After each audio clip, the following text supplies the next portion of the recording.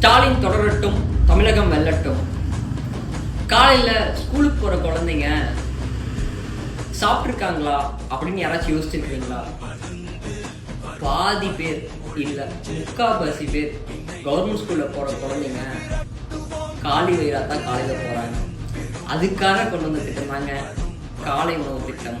இந்த காலை உணவு திட்டத்தால் என்ன பெனிஃபிட் அப்படின்னு கேட்டிங்கன்னா, ஒரு குழந்தை கவர்மெண்ட் ஸ்கூலுக்கு போகிறாங்க, அந்த குழந்தை வந்து பசி சாப்பிட்டுக்குமா சாப்பிடாதான்னு நம்மளுக்கு தெரியாது. பெற்றோர்கள் தானுக்கு சாப்பாடு இல்லைனாலும் குழந்தைக்கு கண்டிப்பாக கொடுத்து தான் அனுப்பிச்சிருப்பாங்க. இருந்தாலும் அதுலேயும் யாருக்கும் பாகுபாடு இல்லாம எல்லா குழந்தைங்களும் வயிறு நம்பி இருக்கணும், படிக்கும் பொழுது முழு வயிறோட தினகாத்தரமா படிக்கணும் அப்படின்னு சொல்லிட்டு கொண்டு வந்துருந்தாங்க காலை உணவு திட்டம்.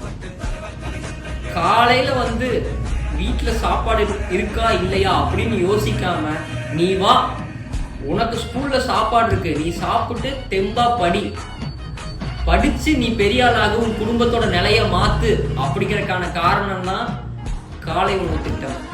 இதோட ஆழ்ந்த கருத்து என்னன்னா, நீ காலையில வா, சாப்பிடு, சாப்பிட்டு படிச்சுட்டு மத்தியானம் சாப்பிடு, வயிறார சாப்பிட்டு படி. நீ சாப்பாடு இல்லாம வந்து படிக்கணும் அவசியம் இல்லை, நாங்க உனக்கு சாப்பாடு கொடுக்குறோம், நீ படிச்சு உன்னோட குடும்பத்தோட நிலைய மாத்து அப்படிங்கறதுக்கான திட்டம் தான் மதிய உணவு திட்டம். எனவே ஒரு தலைவர் வந்து குழந்தைங்களுக்கு இவ்வளோ பெரிய விஷயத்த வந்து யோசிச்சு, குழந்தைங்கள் வயிறார உண்டு படிச்சாதான் படிப்பு அவங்களுக்கு ஏத்துக்கும் அப்படின்னு நினைச்சு ஒரு திட்டத்தை கொண்டு இருக்காரு.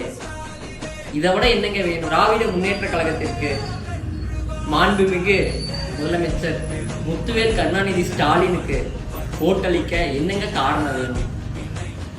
வாக்களிப்பு உதயசூரியன்.